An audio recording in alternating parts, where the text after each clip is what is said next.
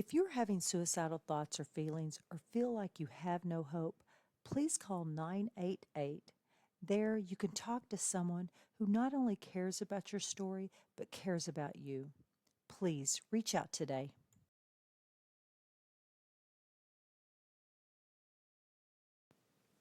Thomas P. Murphy once said, "Minutes are worth more than money. Spend them wisely."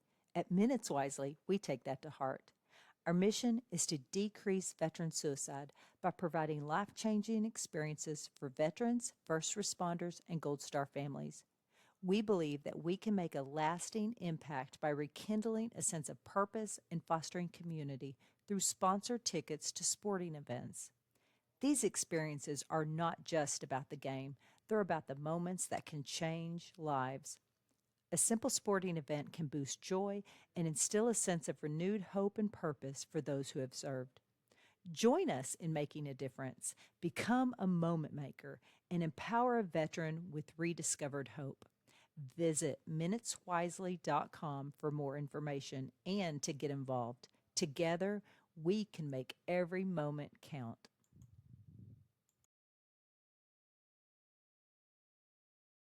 Talk. Yeah. Okay. So, hey, welcome back to the second episode of Tomorrow Needs You and Minutes Wisely podcast. So, fun fact, when I was trying to get you on the podcast a couple months ago, it was actually called the Scuttlebutt podcast, and I had a co-host. Yeah, I had a co-host. Well, my co-host and I kind of went our own separate ways. So I didn't want to keep the same name because it's something that we had built. So I started a new one. It's called Tomorrow Needs You. And concept is just a couple of veterans just sitting around chewing the fat and getting your life story. It'll be about the third time today I get to do that. Yeah, right. So yeah, I got a lot of things to be grateful for. So we also Minutes Wisely is the mothership. And then so it's a nonprofit that I started. I've been podcasting for almost 5 years. And so the original podcast, getting life stories of these veterans. And it was very emotional, very therapeutic. And something just pulled me like, this is great. And I love the way this is going. But I feel like I need to do more because a lot of the conversations shifted towards like veteran mental health and suicide. And 22 veterans every single day commit suicide. So I'm thinking, man, this is If great. only were that many. Yeah, exactly. If only. Yeah, that's the number that the government wants. Those of us who discuss that stuff regularly know that number is really way higher than that. Yeah. And so I saw the trajectory that we were going, and I wanted to do more. So it spun off a nonprofit. The nonprofit's called Minutes Wisely. And what we do to try to combat veteran suicide is we get the veteran out of their house and we send them to awesome events and we pay for it completely. Spectacular. Yeah, I have season tickets to 2 different NFL teams, and we're building off that. And we don't just send them to NFL teams. It could be any sporting event. It could be a play, opera, the zoo, like anything that they're interested in, we will send them and let them. So I'm going to guess that your season tickets include the Tennessee Titans. Yes. So I get to make jokes about that because didn't you guys just get rid of Adam Thielen? They got rid of a lot of people, and now it's very hard to get rid of. It's hard to give tickets away for free. I'll say that they're not doing well at all. I could be wrong because I don't follow football religiously, but it seems to me that Adam Thielen, first of all, he was a walk-on player. That much I know. He was a walk-on player, walked on for the tryouts for the Minnesota Vikings 10 years ago, 12 years ago, something like that. And he was actually selected for the team. And as a rookie, I think he made $200,000. And as a sophomore, he made $8 million. Anyway, yeah. I believe that he was traded to the Tennessee Titans for about 2 years. And then he went back to Minnesota this year. And when whatever the deadline is for the midseason trades, and again, I don't know when it is, like the end of November, third week in November, something like that. Anyway, we got rid of him too. So now he's trying to catch passes from Pittsburgh. Who's over Pittsburgh? Aaron Rodgers. So he's trying to catch passes from Aaron Rodgers. So I don't know how that's working out for him. Like I said, I don't follow it religiously, but if I can think of a joke, I'll make one. Yeah. They're easy to make fun of. Yeah. So I don't really follow. I live here outside of Nashville. I'm from Detroit, so my other set of tickets are the Detroit Lions. That's the team that I follow. I mean, if you see Well, behind me, that's another one of those teams. I thought sure. Well, first of all, I thought sure they were going to win the Super Bowl last year. yeah, And then they get knocked out of the playoffs right away. And then this year, they're just a mediocre team, just like almost every other team in the NFL. There's no exactly standout. Well, correct. Seattle is looking pretty good. Indianapolis was looking good till they started that 44-year-old quarterback. Yeah, interesting. So we can have a little bit of fun doing the sports wrap, but that's Yeah, not really why we're here. no. So, but do me a favor, introduce yourself to our listeners. All right. Your listeners don't have any idea who I am. Well, listeners, my name is Anthony Token Squid Price. I'm the author of this book, Yours Very Sincerely and Respectfully, which is a story of my personal journey around the country on a motorcycle to take care of Gold Star families. And just in case you missed the memo and you're not sure what a Gold Star family is, a Gold Star family is the immediate family members of somebody who's killed in the military. So that's who I am. Token Squid, that's my road name. Is that it right there? No, it's that one. And I got the road name because I'm a Navy guy. See, there's my Navy rank Yeah, right there. I'm a Navy guy who goes to the Marine birthday party. And there's one other Navy guy that goes to that Marine birthday party too, but he's a medic. And the Marines consider medics to be Marines, even though they're Navy medics. But the Marines have a great spot in their heart, right? But I wasn't a medic. I was an aerographer. Stick around for a little while. I'll tell you what an aerographer actually is. I was an aerographer, and when I tell the guys there at the Marine birthday party, they say, "Wow, you can hang out here anyway." And they let me promote the Gold Star Ride Foundation. You're in Nashville or just outside of Nashville. I'm yes, in the Twin Cities, Minneapolis, St. Paul, and November 10th, which is the Marines' birthday party in Minnesota, is usually about 15, 16 degrees. yeah. And I ride a motorcycle to that party. So I ride the motorcycle to the casual Marine birthday party, and I think I've done it 14 years in a row. Anyway, the guy who hosts it is a retired lieutenant colonel, United States Marine Corps, and he managed to get on a local radio station here in the Twin Cities many years ago now. This is where the name comes from. So he was on a local radio station, and I knew the disc jockey because I'd been on doing interviews with him, talking about my Gold Star Ride Foundation and the charity work that I do for Gold Star families. Anyway, the retired lieutenant colonel says to Tom, the DJ, says, "Well, Tom, you know Tony. He's going to be there. He's our token squid." It just kind of rolled off. It just kind of fell out of his mouth. Yeah. But I happen to be listening to it, so I get out my telephone real quick, and I send a text message to the DJ. And I say, "Oh, great, I've been reduced to token squid." And he read it on the air to the Marine. So it was kind of a neat little moment when we all got to get together. Anyway, but that's where my road name Token Squid comes from. But my job is to ride motorcycle around the country and take care of Gold Star families. And in 7 years, I have logged over 155,000 miles on a Wow. motorcycle. I have been to all 48 of the lower states at least 4 times. And I Jeez. have personally met with 553 Gold Star families across the country. Well, we're going to have to talk because Gold Star family members are part of my organization also. So we don't just do veterans, we support veterans, first responders, and Gold Star family members. I think that's awesome. Appreciate you doing that. Our little organization we're trying to do something bigger than we are. Yeah. We got 3 board members and me. I'm the executive director. That means I have to do all the work. Yep. And when I say all the work, I mean everything from designing and building the website to answering all the emails to talking to all the corporations that are going to be our sponsors to riding the motorcycle and being a therapist for the families. Right. Yeah. Everything. It's a big job. And, when I started it, I thought I didn't realize it was going to be that big a deal. I didn't realize how much time it was going to take to get it done. Yeah, I figured people were just going to be jumping on the bandwagon saying, yeah, what you're doing is great. I'm going to come and help you. Shoot. I struggle to find board members. Yeah, it's that. Yeah, everybody loves what I'm doing. Kind of the same way. Everyone loves what I'm doing until it's time to get to work, and they're like, "Oh yeah, okay, I'm busy." Yeah. I hear that a lot. Super Yeah, busy. Oh yeah, yeah, I'm you're super the busy one. too. Yeah, I'm You're the super one. busy I've also. never heard of that before. Yeah, so before we get into all that, I want to pick your brain about your military service. Like, did you grow up in the Twin Cities, No, again, I grew up in Minnesota. Minnesota? Yeah, A couple of things about my military background. First of all, I went into the Navy. I was on the delayed entry program. same. I Yeah. had my 25th birthday in boot camp. So you were an old man. Yes, it's the first and only time in my life I've been called grandpa.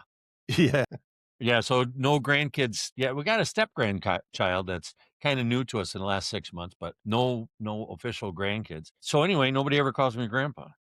So I was 25 years old in boot camp, and yeah, my naval career, um, it took me through like the first half of Operation Desert Storm, and then when it came time for me to get out, I watched the news one day and I called the recruiter and I said, "Look, my sea bag's already packed. I don't even need a haircut.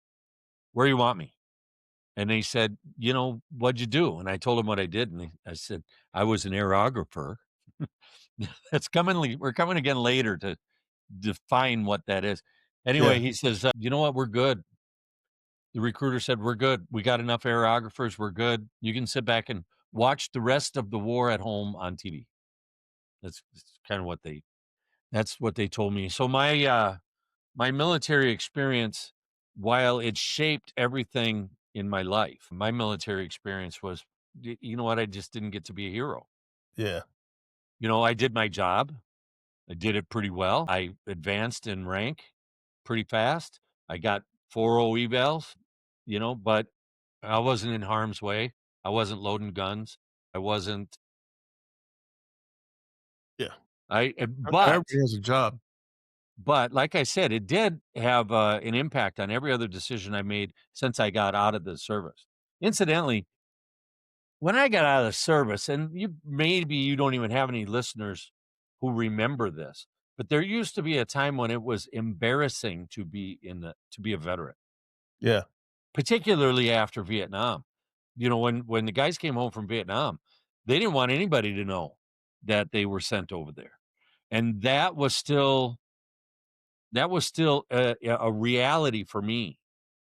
I was 12 years old when Vietnam ended, 12, 13 years old when Vietnam ended. So I had friends that came over or came back from over there, and they didn't want anybody to know. And when I came home from the Navy in 91, I didn't want anybody to know I was ever in the Navy either. Nobody knew. I had an ex-wife and the mother of my son. She knew I was in the Navy. My immediate family members knew I was in the Navy. But if I met somebody on the street, that never came up. That never came up from 1991 until 2011.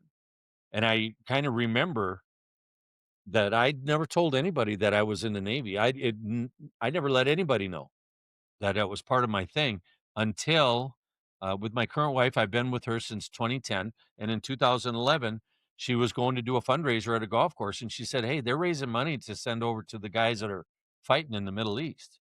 And she said, "You're a disabled vet. Why don't you come too?" And it was only after that weekend that I thought it was okay to tell people that I'm a veteran. yeah, yeah. People are weird. Right? Yeah, I was 50, almost 50 years old. And I think I was 48 years old when I decided it was okay to tell people that I was a veteran. Did you go to boot camp at Great Lakes? Yes, great mistakes. Great mistakes. Great mistakes. And I did it in the winter, What month did you? January and February, January of what year? 87. So I Yeah, was do you in. remember what the weather was that year? It was I bloody know. cold is what it was. I know exactly what the weather was in January of '85 because I was in Great Lakes. January 28th, 1985 was my first day. Is that right? My Yes, sir. first day was January 1st. So I went till what did they have us go till like mid-March, I think? Mid January to mid-March, something like that. Yeah, it was cold as balls. When I was in boot camp, it got so cold for one stretch that we couldn't even leave the barracks to go to chow. They brought McDonald's in for us. Just a bunch of hamburgers, and we didn't get no fries or we had Cokes. we had warmer we had warmer what'd they call the hats? The knit caps? Yeah, it was like it looked like a watch cap. Watch cap, that's what it was. Watch Yeah. cap. Yeah. So our watch caps must have been warmer because we marched to chow every day, no matter how cold it was. The weird one was that we marched to chow one day where the skies were blue and an inch of snow fell. That was kind of a weird day. Yeah. You've heard of that, right? That's lake effect. Oh yeah. Yep. Yeah. So All that's a about it. weird phenomenon. Yep, I know all about it. So were they still wearing dungarees when you went Oh in? yeah. Yep. Dungaree shirts and dungaree pants. I Yeah. don't have any of those anymore. I saved a couple pieces of my uniform. I still get the pea coat. I still wear the pea coat. Pea coat still Oh, that was fits. nice. Yeah. And up here in Minnesota, it comes in handy. Every now and then I'll wear it about twice a year. I saved one working blues, one working whites, one dress blue, one dress whites, and one Dixie cup. I saved one Dixie cup. I should have that up there on display. Yeah. No place back there. Did you have a neckerchief? What's that? I lost my neckerchief. I don't know what happened to that, but I had one for a long time. I wanted to save it, Yeah, I but wanted to see my top idea. I have no idea where that went. And my boondockers are long since gone. Oh, those things, man, I'd burn the hell out of those if I still had mine. I have nightmares about them things. Yeah, I could never get them to fit right. Oh, they're horrible. They were horrible pieces of shoes. I was telling him I got a 9-year-old nephew, and I was telling him the other day, said, every piece of the uniform that you wear in the Navy, every piece of the uniform can be taken off and used as a flotation device. Do you remember that part of your training? Oh, yeah. Yeah, so I think about that often. Might even have nightmares about it. But yeah, you could take them boondockers off and fill them with air and put them upside down, and they would float on top of the water. That's some Yeah. crazy stuff.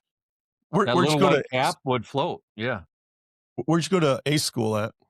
They sent me way, way far away to Chanute Air Force Base in Rantoul, Illinois. It's like a 90-minute drive from Great Mistakes, straight down to central Illinois. About 15 miles from Champaign, Illinois. And it's a Air Force base? And it was an Air Force base. I think it's since been closed, but that's where they sent me to the Air Force Base to learn aerography. Aerography. Huh, interesting. Yep. And you and your listeners are going, had to be something with a camera. Aerography. No, I didn't have figured it has anything.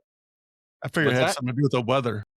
I was a weather. Yeah, I was a weather forecaster. I was a weather observer for the first 3 years and aviation weather briefer and weather forecaster for the last bit. Were you on a ship or you on shore duty? Naval Air Station, Dallas, Texas. Naval Air Station, Dallas, Texas. So I didn't, like I said at the beginning, I've got these 3 ribbons up here there because the Desert Storm happened at the same time that I was in. 2 of them were for Desert Storm. And the other one's a good conduct, which, I used to not think very highly of it until I realized how rare it actually is. A lot of people don't get those. Right. Yeah. Yeah, you have to stay on the up and up for what, 4 years? Yeah, you got to keep your nose clean for 4 years. Yeah. That's basically it. And at the time, keep your nose clean for 4 years. Well, keep my nose clean. That's easy enough. But it turns out I was serving with a lot of people who didn't. Yeah. There was a lot of people who got caught doing stupid things like drinking underage was a big one, which quite frankly, I think is a little bit ridiculous. I think if you can go die for your country, you can have a drink. Right. Yeah, but that's just my opinion. Yeah. That's We just my were allowed to opinion. drink, but obviously you didn't want to drink and drive, but that was a huge no-no. Well, you had to be 21 to drink. Not But when we I had went. Yeah, all you had to be was they served everybody as long as you were on base. That is, on base you could If you're wearing a uniform or you had a military ID, you could drink. Which base Served was that? everybody. Pardon? Which base was that? Alameda, Alameda, California. Is that right? Yep. They even had, beer machines in the laundromat. There's beer machines all over the base, but, I remember vividly there's a beer machine at the laundromat, so every time we go down and do laundry, drinking beer while we're doing our laundry. Well, I remember everybody used to come to me saying, "Can you buy me the beer?" Because I was over 21. In Texas, it was you had to be 21 to drink. And, most of the guys coming in the Navy were 18, 19, Yep. certainly not 21. And that's how they would get in trouble. Even in our E club, if you were under 21, you could drink beer, but you couldn't drink, hard liquor, but you could drink beer. You had to Well, be 21 and over to drink hard liquor. yeah, I don't have any idea what the rules are anymore. Yeah, yeah, I've been But out for decades. apparently they were different from state to state. Yeah, sounds weird. Well, I think it sounds weird. I think it sounds weird. But one of the things that I brought home from the Navy was the camaraderie and the requirement to be a stand-up guy for the guy standing next to you. Yeah, I'm making up these words. I'm not quoting them out of a book or anything. So hopefully I'm getting the right message across. But one of the things that we learned in the Navy, or one of the things that we learned in the military was, if you got two guys that are elbow to elbow going into harm's way, they're saying to each other, if something happens to me, tell my mother this, tell my wife this, tell my kids this, do this for me, get this one last, deliver this letter. Even it might have been just something as simple as that. Make sure that this letter goes out if something happens to me. And that's kind of what I've decided I'm just going to take over doing. That's what, I've been doing it for 7 years now. And so far, knock on wood, so far I have not been to visit any family of a serviceman or woman that I knew so far. But I don't think that I have to know them. I don't think that I have to know the servicemen and women who give up their life in order to be a support tool for their family. right. Yeah. Let's see here. What year did you get out of the Navy? 91. And you're at, NAS Dallas? NAS Dallas. Yeah. NAS Dallas doesn't exist anymore either. Yeah, I was gonna ask if that was still there. Well, Clinton closed it. Yeah, I was So, gonna I was gonna ask you, Clinton closed NAS Alameda also. He closed a bunch of them. well, I remember Alameda because, my job was to talk to the pilots. All the pilots flying coast to coast, didn't even make any difference which direction they were Yeah, going. They would stop for gas in Dallas because that's your halfway point, right? So I remember briefing guys who came from Alameda and were going to Alameda. So yeah, I remember it by yeah, name at least. If nothing else, I remember the name of that base. I was stationed on a carrier that was our home port, so I was there, but I wasn't there a lot, you know? Well, you were on the USS Never Home Yeah, pretty much. or the USS Always Out or the Yeah, yes. We sailed a lot. I was, yeah. I sailed 4 continents before I turned 21. Well, that's not nothing. Yeah, I often thought after it was all over and done, I thought that I missed out an awful lot because I didn't serve on an actual ship. And I Yeah, did. I think I did miss out on a great deal because I didn't serve on a ship. But when I signed up for the military, I grabbed the hold of the mindset that this was something I have to do because of what it's going to do for me. I went into it for very personal reasons. I was looking for self-discipline, and I think I got that. What I wasn't doing was saying, "I'm gung ho, so patriotic that you can kill me before you just disfigure my flag." I wasn't like that at all. I was like, "Okay, here's military is an opportunity for me to learn." And when I went in, when I raised my right hand and said, "I promise to do all the stuff," I put it in my mind that I was basically going to be incarcerated for 4 years. My job was I was their slave. I was slept where they told me to sleep, and I knew that going into it. And I had my head wrapped around this is gonna suck so bad. that by the time of what got all done, when I look back on it, I thought that was the easiest thing I could have. That Yeah. was amazingly easy. Yeah. Some things suck, but Yeah, some parts of it were nasty, but I had wrapped my head around the notion that it was going to be so nasty for so long that it ended up being pretty easy. yeah. Pretty easy.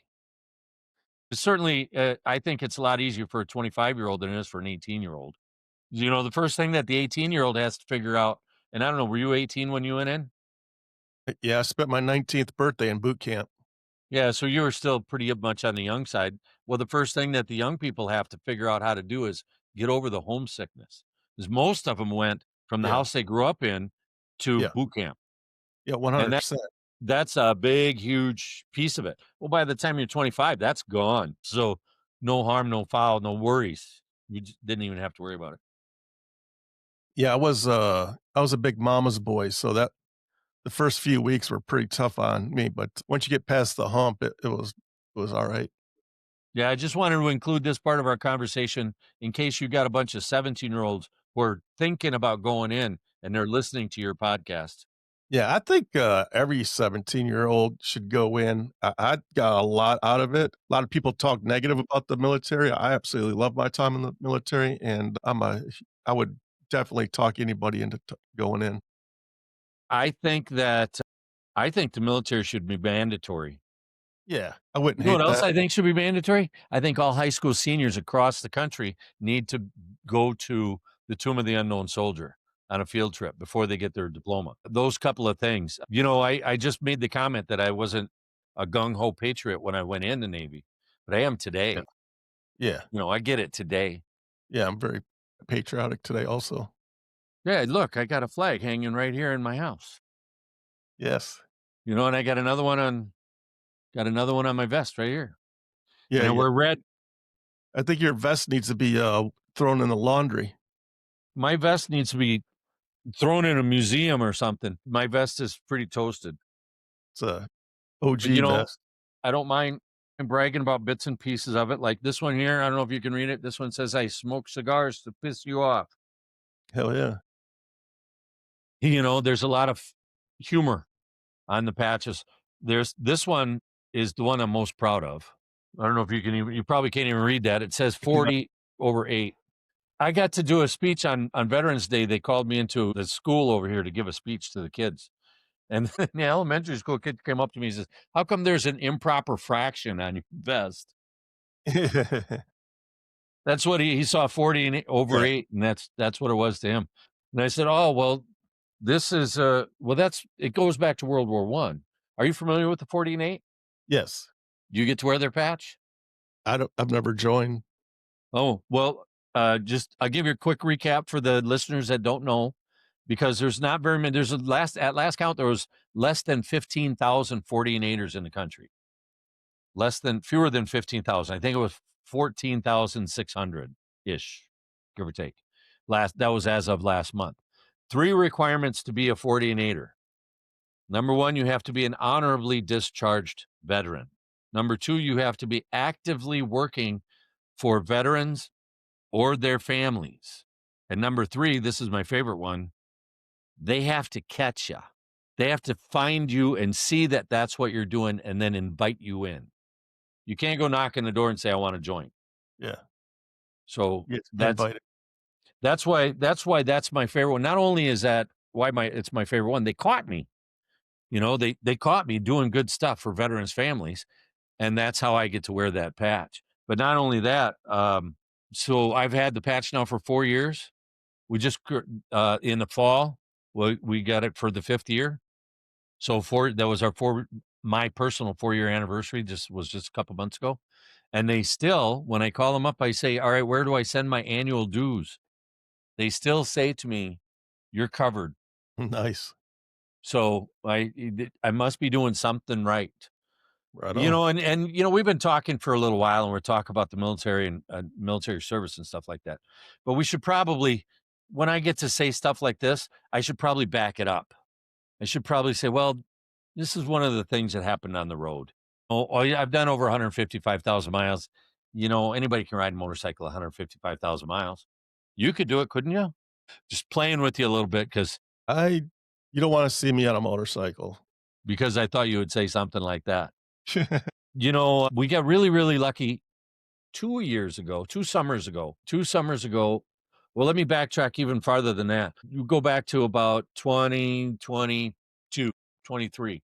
2023, I was doing ride number, I don't know, 50-ish.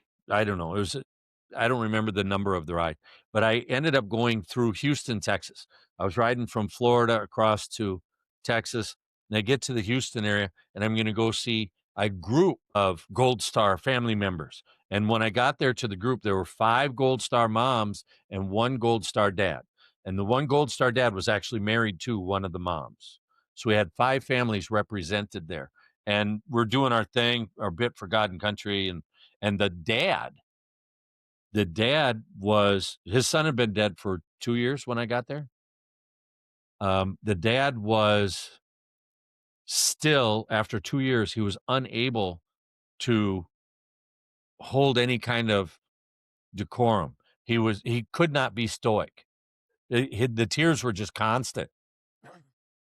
So we're talking with him for about, and part of what I do when I'm doing this kind of thing is like, I want to put a great deal of emphasis on remembering the fallen hero. We want to remember that fallen hero. That's what the families want too. They want us to remember the fallen hero. And we're like an hour into this visit, and I'm trying to get them to be positive and talk about the memories that they have of their fallen hero. And I turn to this man who hasn't stopped shedding tears for the whole time that I'm there. And we're there for about an hour. And I said to him, tell me one of your favorite memories from when your son was in 7th grade. And he lost it. He crumbled, and he turned and he walked away, and you could see him, his shoulders were shuddering because he was crying so hard. And I walked over to him and I whispered to him, I often don't have any idea where I find the words, but I whispered to him, I said, I know that this hurts. I know that. And I want you to know that I am fully aware that no one can take this away from you. No one can take your pain away from you. It's yours forever, and no one will ever, ever be able to take it away from you. And I just stood silently after that. We just stood silently next to him for, it seemed like an eternity. It was probably 5 or 6 minutes. I just stood right next to him silently. Everybody else was 15 feet away. And then we kind of turned and tried our best to get back into the groove of things. I know if you look it up on our website and you go through all of the videos, you'll find the Instagram that I posted at the end of that. We ended up being there. I ended up spending about 3 hours with those families, and it was dark. The sun had set. It was dark out, and I turned on my phone and I said, I just wanted to record this little update to let you guys all know where I'm at, what I'm doing. And that's the family over there. And this was a really, really hard, this is a very difficult emotionally thing for me to go through. Well, that was in the spring of 2023. In the spring of 2024, I was doing a similar route. I was going from Florida through Texas up to Minnesota. And I'm doing a similar route. And I said, oh, that family lives over here. And I called them up. And they said, you guys want to have a cup of coffee with me? And they said, sure. So we met for a cup of coffee, and it was a full year later. And this time, you could see that Dad was still sad, but he wasn't overwhelmed anymore. But you could see he was still visibly sad, and there was a couple of tears that would come down. But I did say something, and I couldn't tell you what it was, but I did say something that made him crack a smile. And then we finished, I spent an hour and a half with him, and then down the road I went. And then now fast forward, this is the spring of 2024. Come May, we're planning our laugh ride. We call it a laugh ride. It stands for long ass fundraiser. We call it that because the very first one we did, we rode 1,014 miles in 24 hours. So that's a long ass fundraiser. And I think we raised about $3,000 for that. So I'm putting together our long ass fundraiser, and I'm talking to a Gold Star mom who lives in southwestern Minnesota. It's about 100 miles away from the Twin Cities. And we're planning to do this motorcycle ride. We're going to ride from Minnesota down to Mountain Lake where she lives.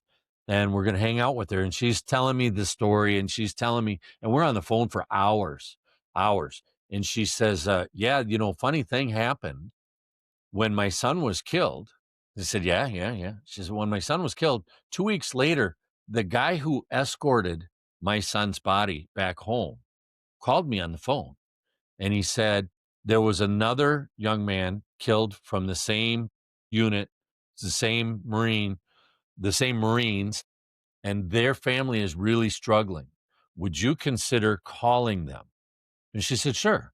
So she calls up the mom of this other Marine, and they become best friends over the phone. They're talking to each other 2-3 times a week for years. Then Right. they know each other. And it turns out that a little bit more farther into the conversation, come to find out that it was the same woman in the Houston area that I visited twice. And I said, you've never met her? No, never met her. I don't get a chance to go to Texas. She doesn't get a chance to go to Minnesota. So no, we've never met, but we've been friends forever. And I said, I think this is what we're going to do. We're going to take a little bit of money out of our bank account. We're going to buy some plane tickets. And sure enough, that's exactly what we did. We flew the Houston couple up here to Minnesota, and they drove our support vehicle, and they followed I think we had 62 motorcycles that day that rode for 100 miles. And then we had lunch together, a little bit of pomp and circumstance, some ceremony and some speeches and some talk about why we were there. And then we rode back again. And it was an above average set of circumstances because I got to record it on my phone when these two met for the first time. So sometimes we get to do some stuff that's pretty cool. Sometimes we get a little bit lucky. But, we've had 53 Gold Star families now in 7 years. That's a lot. How do you find the Gold Star families? No, I don't find them. They find me. I've got a waiting list because there's so many of them that have contacted me, reached out to me, and asked me for a variety of different things. Yeah, so there's a waiting list now of families waiting for us to come out and see them. But there's so many stories. I could tell you the story that I met the little boy in Jacksonville, Florida. Met this 6-year-old boy. His name was Tony. I remember his name was Tony because that's my name is Tony. And Right. I met him with his whole family. His mom was there. His dad was killed in the Navy. And he looked at my token squid name tag here. And he said, well, you're Tony and I'm Tony and I want to be a token squid too. So we had a custom patch made up for him. It's a token squid with the Roman numeral 2. Yeah. So there's only 2 token squids. There's mine and there's this token squid 2 I guess he'd be 8 years old now. But if you're ever rolling around in Florida, you see an 8-year-old kid with a vest on that says token squid 2. Now you know where that one came from. I mean, that was those are cool moments when we get to do that. He was pretty young when his father passed away. He never really knew who his dad was. Right. I think he was 1 or 2 years old when his father passed away. So we just get all kinds of stories like that. We had a story in Erie, Pennsylvania. So I was riding through Pennsylvania. Pennsylvania does not have a lid law. You have one in your state. Yes. By the way, you can go ahead and get that changed anytime you want. That's not going to hurt my feelings. But there's no lid law in Pennsylvania. So I was riding through Western Pennsylvania on my way to Lockport, which is just outside Buffalo, New York. Anyway, this is where I'm on my way to, and I stop in Erie, Pennsylvania, right on the state line. There's a McDonald's parking lot there, and I got to strap on the helmet. So I strap on the helmet, start the bike up, rolls 10 feet, and it dies. Now I'm sitting on a dead motorcycle. I can't figure out how to start it. It just won't start. I'm looking at the codes, and I'm trying to figure out what it might be. And this guy comes up from behind me, and he says, mine does that sometimes too. Let's push it over in the shade, see if we can get it fixed. While we're pushing it over in the shade, he says, well, what's this Gold Star Ride Foundation all about? Because there's stickers. I think there was 13 stickers on the bike that said Gold Star Ride Foundation. And they were on the helmet too. Anyway, so I tell him what the Gold Star Ride Foundation, and he says, oh, that's pretty awesome. Well, what's a Gold Star family? So I said, well, Gold Star, immediate family member, somebody killed in the military. And he stopped helping me push at that moment. And he stood upright and he looked me dead in the face and he said, my daughter was killed in Korea 3 years ago. And he didn't know what a Gold Star was? And he didn't know what a Gold Star family was. Nobody bothered to tell him. Huh. And this is just one of there's some of that's, I managed to get some of that recorded on, and that's up on our website too. But the people ask me all the time, why do you do what you do? That's one of there's a handful of questions I get all the time. Where's my favorite place to ride? That's like number one. Number two is, why do you do it? And part of the reason why I do it is what I was talking about before, where, you got two guys that are elbow to elbow. If they're going into harm's way, one will ask the other to do something for them if something happens to them. So I feel like it's my job to do that for any and all of them. For any and all of them. If they gave their life for our country, the least I can do is make sure that their families know that they didn't do it in vain. Right. Never mind how Biden got us out of Afghanistan. Never mind all of that crap. Anyway, I was doing a long ride. I had been to like 36 or 37 states. This is several years ago. And I checked into a hotel at the end of the day, and somebody sent me an email message saying, you got to visit my friend. My best friend is a Gold Star mom. You got to see my best friend.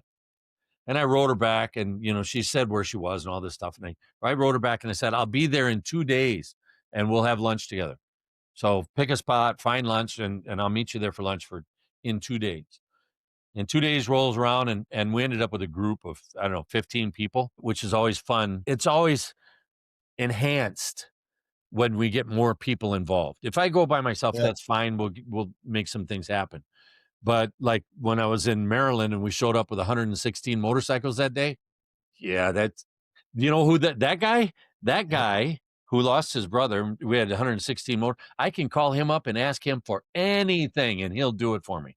He'll drop whatever he's doing. And, he's one of them good. How do you find riders when you're out of state? We go through the veterans fraternities. And we just say, hey, we're going to be there on such and such day. Put the word out. Anybody wants to ride with us can come and ride with us. Anyway, I met this woman for lunch, and we had about 15 people there. It was pretty cool. And I didn't know how she became a Gold Star mom. I only knew that the friend said she was a Gold Star mom. So that's what I'm going by. And we were having lunch, and just out of nowhere at lunchtime, she just says, I just don't understand why my son would take his own life. And I said, he didn't take his own life. That was a sniper's bullet from 7,000 miles away. And she just burst into tears. And I was crying, and all the 15 or 16 people that were standing around us were crying. I think the waiter was crying. Everybody was crying. And then after about 30 seconds or so of everybody wiping their tears, somebody said, those French fries look pretty good. And then went back on to just talking about stupid stuff. Yeah. Anyhow, and then when it was all done, we hugged our goodbyes, and I got on the motorcycle, and down the road I went. And I kept on riding, and I kept on visiting Gold Star families, and I kept on, and I kept on, and I kept on. And it took a week. But 7 days later, I check into one of these flea-bitten hotels, and it took a bunch of work to get so I could read my email. And I turn on the laptop computer, and I get the email open up, and I get a email not from the Gold Star mom that we're talking about here, but the best friend.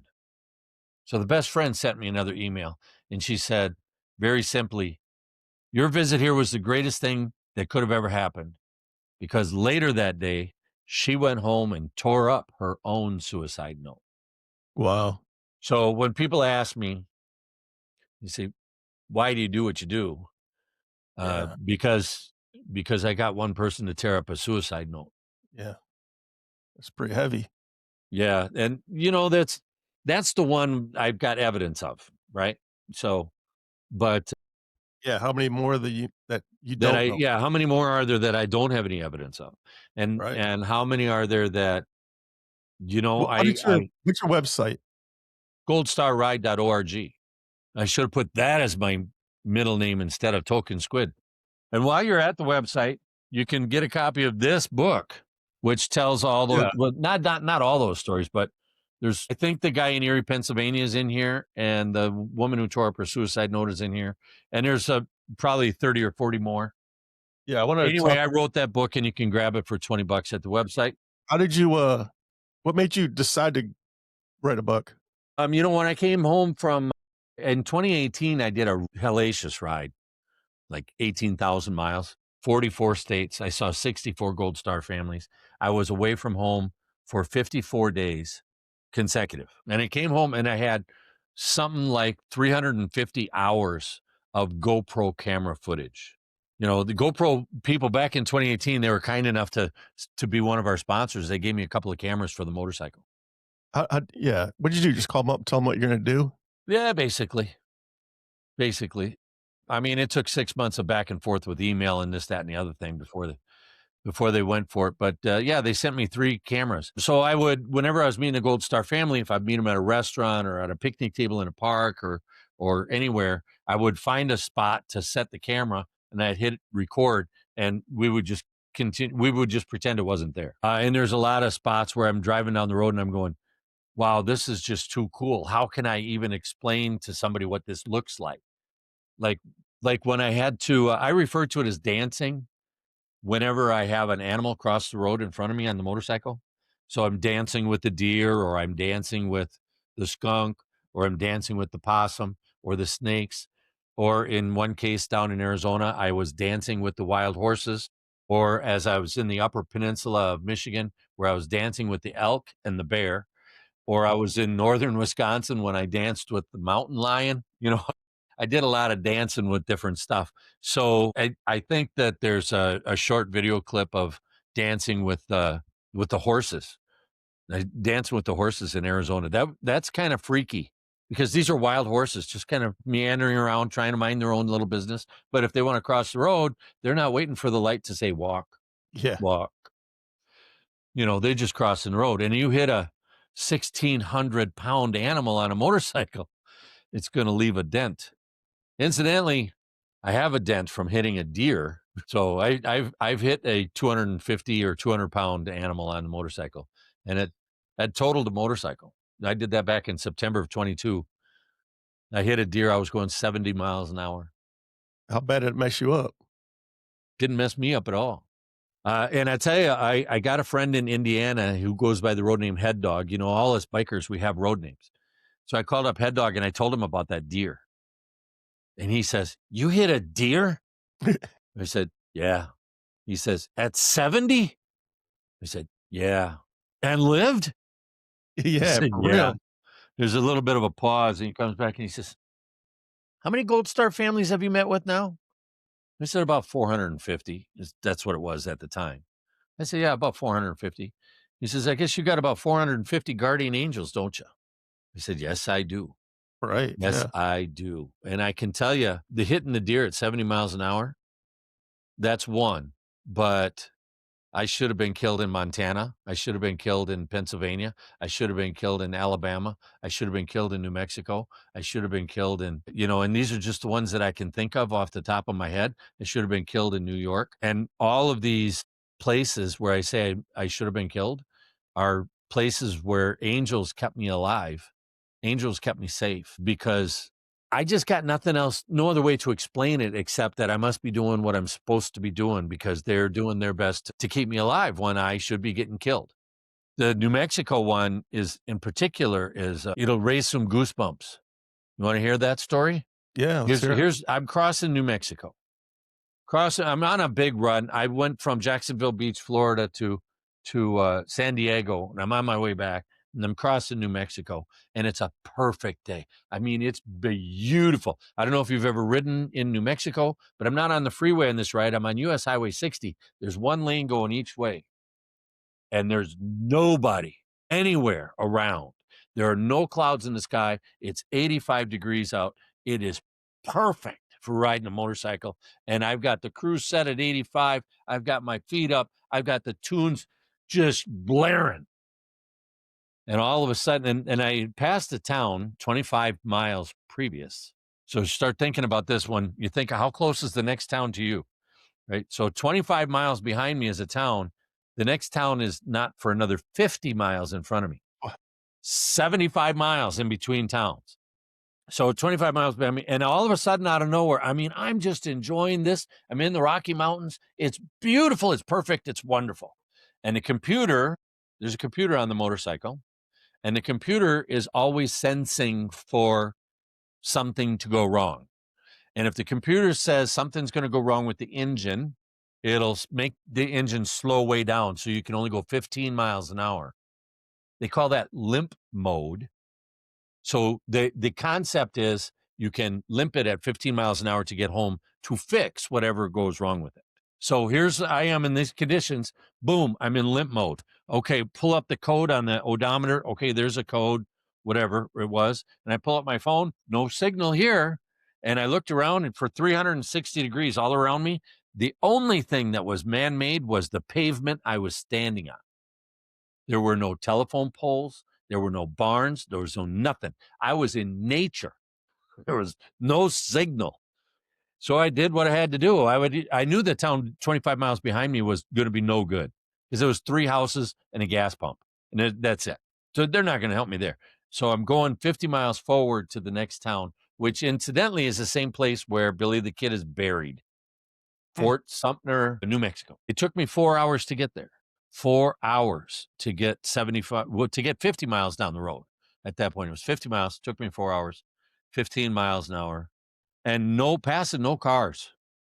No, there was no other traffic anywhere.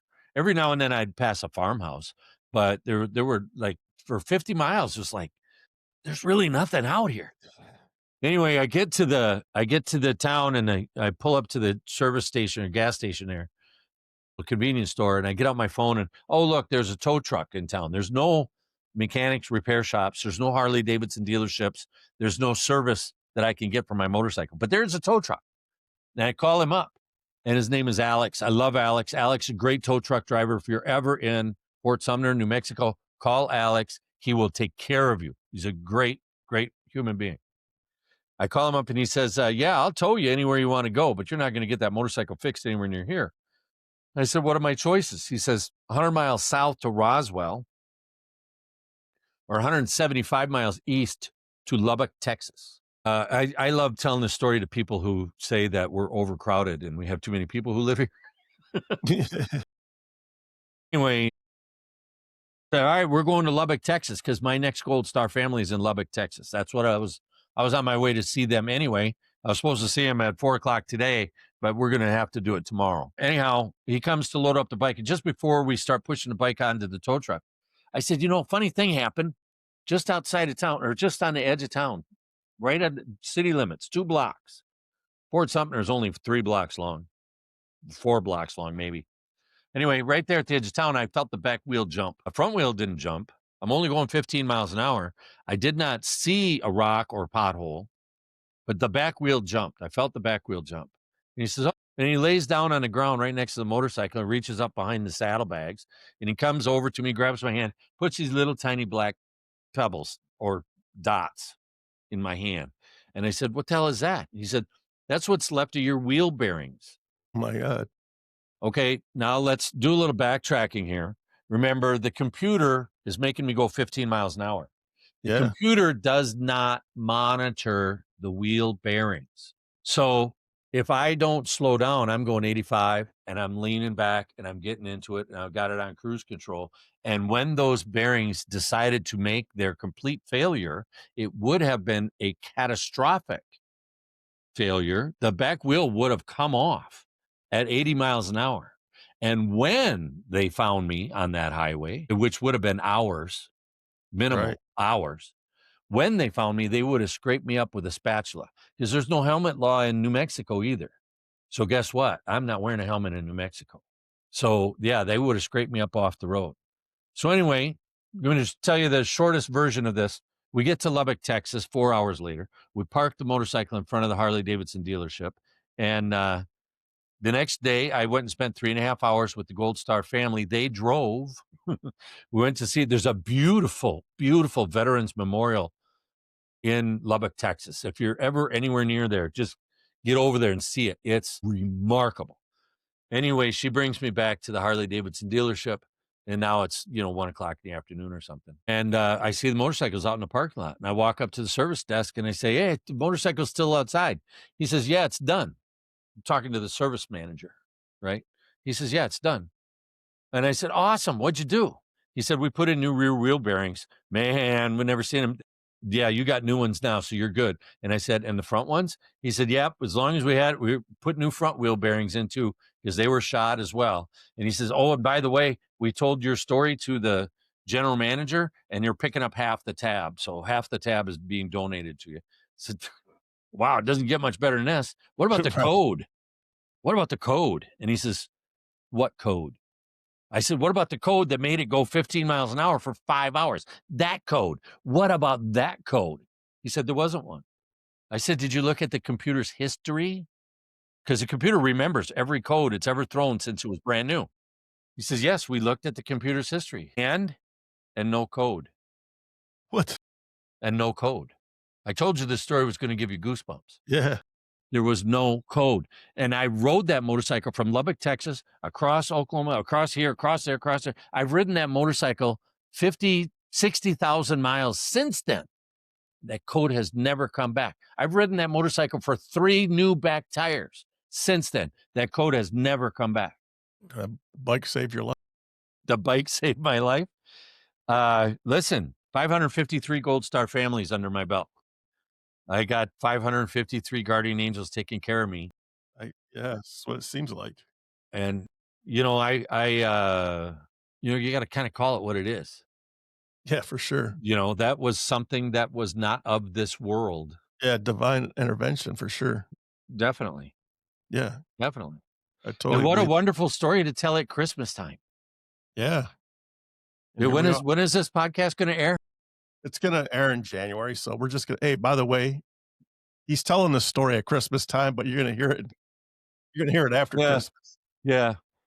And speaking of telling stories, you get veterans, our listeners, right? Yes, sir. So you'll love this. See this patch right here.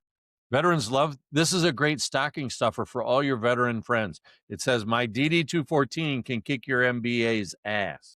Yes, for sure. Anyway, you get it for $10 at the website, which is goldstarride.org. Yes, I'll have that in the description also.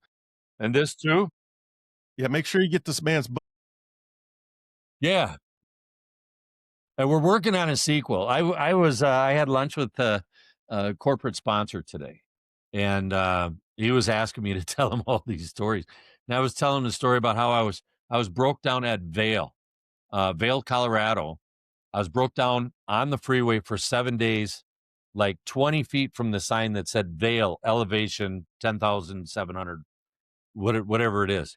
And I was telling him that story, and I told him the story about Butte, Montana.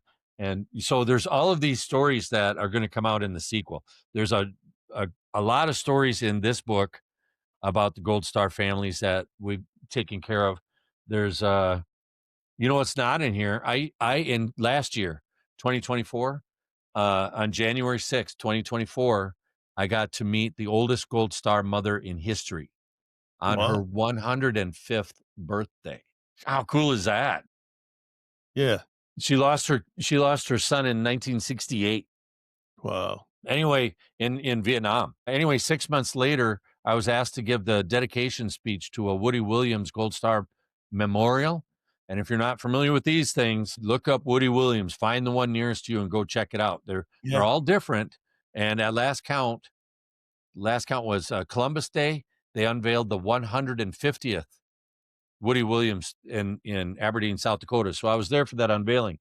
But I got to, in June 2024, I got to give the keynote address, which you can also, if you want to hear me speak, like you're not hearing me speak now. So if you want to hear me speak, you can hear me speak. It's on a YouTube video someplace. Anyway, she was there. Her name is Stella. And I told the story about Stella and how we met, and Stella and I became fast friends. We became really, really good friends. And she asked me in June when I gave the speech for the Gold Star Monument, she said, well, I'm 105 years old. And I said, and 6 months. And she chuckled a little bit and she said, I don't have very much longer. And I said, yeah, but our thing is coming up in like 3 weeks and you're going to be there for our laugh ride, our long ass fundraiser, right? You're going to come out for that. And she said, well, we'll see. We'll see. But I want you to speak at my funeral. I said, well, let me think of 9 different reasons how I can possibly say no. Right. So 2024, there was a lot of things that happened in 2024 that I'm looking forward to writing about in the sequel. And we're hoping to have the sequel out so that it can be the official release date for the sequel. We're hoping is Memorial Day 2026. Nice. So if any of you guys are owners of huge businesses, like if Elon Musk is watching, we're looking for some corporate sponsors for a golf outing that we're going to do in the summer of 2026.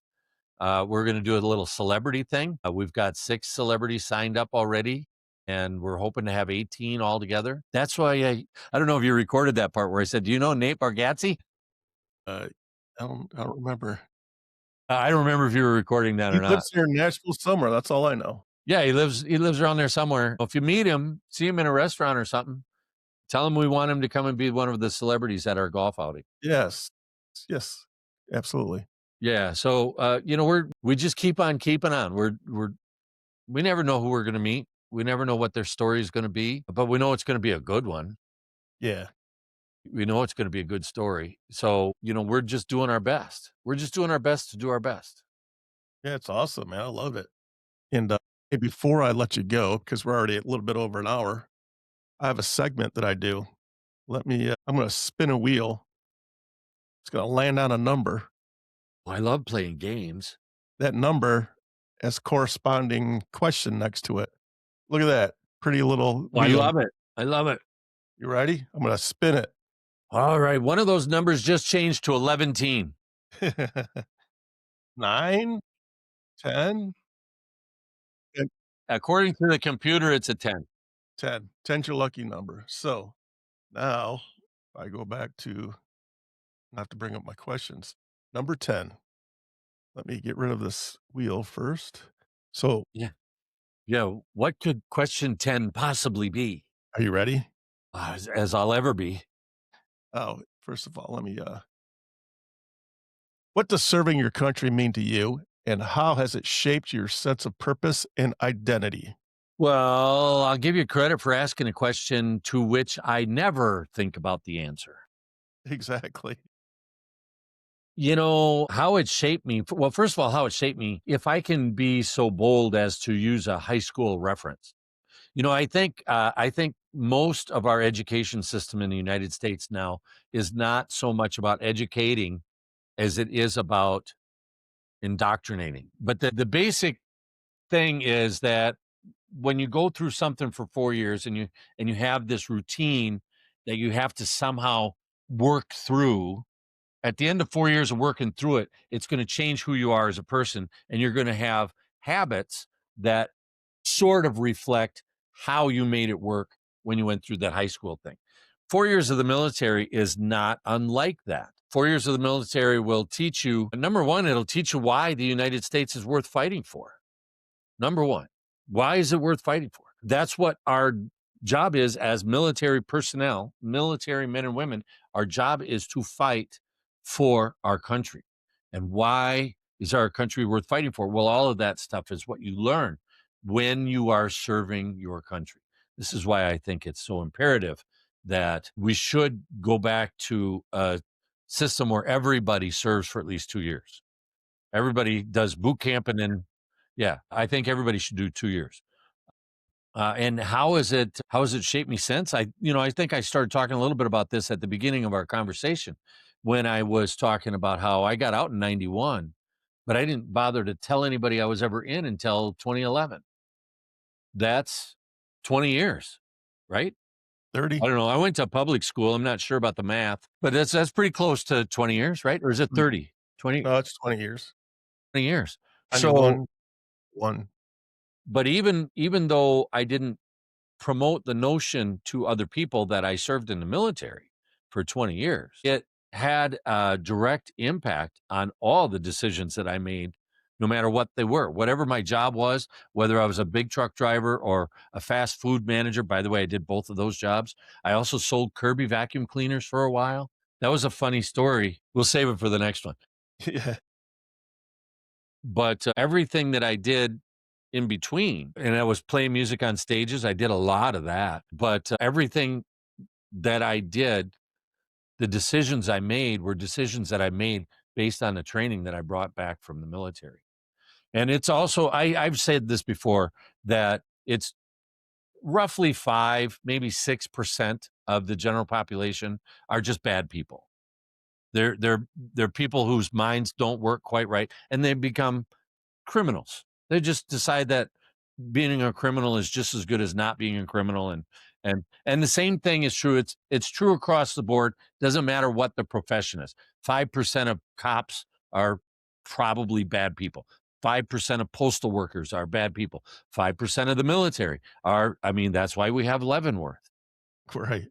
But I also think there's an awful lot of people in the military that are doing time that shouldn't be doing time. A horrific story of a guy I served with who served in Vietnam, medals on both sides of his chest, just filled. And he got other than honorable for popping a positive back in the day back when marijuana was illegal. Yeah. And it, so it just destroyed his life. And I've, I wish I could reach out to that guy today and offer him something, because what Right. I saw that the military did to him was they basically destroyed him. Right. Yep. Happens. So it goes both ways.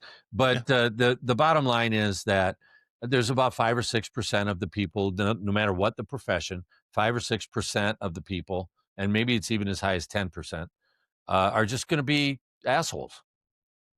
They're just going to be. But the other stuff, I know people who never served in our country's military, and they're not assholes. They're really good people. That's one of the things that I've learned riding motorcycle around the country. This country's filled with incredible people, incredible people. But every now and then you run into a bad one. Now, would these civilians still be incredible people if they had served? No, they'd still be incredible people. They'd just be that much more incredible. They would just have that much more training under their belt, and they would have that much more. I mean, we say it to be funny. We say my DD 214 can kick your MBA's ass. We say that to be funny, but there's something to it. Right. There's a little something to it. I don't think you find people who earned a DD 214 who are talking about, let's put in this policy that will destroy America. They're not saying, let's capitulate to these guys over here that are trying to beat us up. You're not going to find veterans who are holding on to that kind of an attitude. Right. You find really good people, and I met this guy in New York, really great human being, lost his son in Afghanistan early on, and he's got a radio program where he gets on the radio every single day, and he talks about how wrong the military is and how wrong the military leadership is, and his primary reason for that is because he lost his own son. But so that kind of a catastrophic loss will have an effect on Yeah. anybody and everybody. It'll make you jaded for sure. Yeah, it'll make you jaded, but I think far and away, way to look at our country is, well, first of all, we're born here. Okay. So we're kind of stuck with that no matter what. Can't change that. We're born here.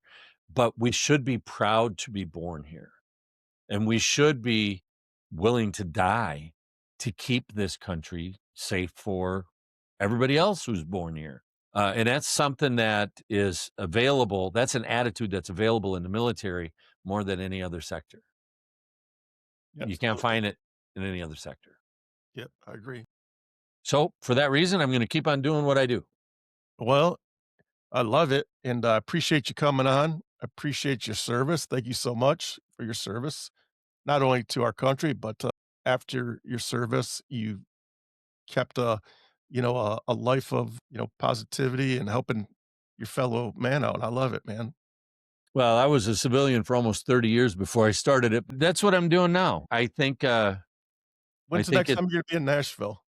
Yeah, I think I've been to Nashville many times. I got Yeah, pictures of Gold Star families in Nashville. when's the next time you coming by this way? Probably I don't know, probably in the middle of the summer. I think this spring, because my motorcycle is currently sitting in Florida. I know I was in the Nashville area in October this last year, but and it'll probably going to be late summer next year before I get around that way again. This spring, the ride from Florida to Minnesota is going to go by way of New England. So I'll go up to Jersey and Rhode Island and Delaware and Maine and Vermont and New Hampshire, because that's where the list of Gold Stars has been waiting the longest. So I'm probably going to swing up through there. And then that'll That way I get to come home through the UP, which is a great ride. And I also get to ride on my favorite highway of the country. I never did answer the question, where's my favorite place to ride? US Highway 6 across Pennsylvania is my favorite place to ride. All the way across the state of Pennsylvania, the longest stretch of straight, flat road is a half a mile. Otherwise, it's constant curves and hills and valleys and beautiful Appalachian Mountains. It's just Alleghenies in Pennsylvania, if I'm not mistaken. Just beautiful there. Just beautiful there. Awesome. Well, if we ever cross paths, I'll buy you a cup of coffee. Well, I'll look forward to that. Yes. I'll look forward to that. My cup of coffee is usually 6 shots of espresso and a ham and cheese croissant.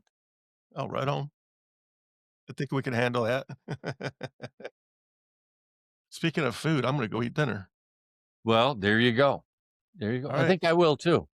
Now that it's January. Yes. Very close to January. But when this goes, yes, it'll be January. Well, I appreciate you having me on board. I appreciate you putting up with me because, like you said before, we tried it 2 or 3 months ago and we Yeah. couldn't make it work. So I'm really glad that we were able to make it work and we got it out there. I'm looking forward to a recap here after you got some more stories, man. Come back and talk to us again. The stories are endless. Yes, I hear that. Always got more stories. And Right. we're making more every day. We're trying to. Yes. Do me a favor, stick around after I hit the stop button because I want to make sure you get all uploaded. I would hate for all this to be for naught. All right. I'll just say goldstarride.org. Yes. Thank you very much, everybody. Till next time. Thank you.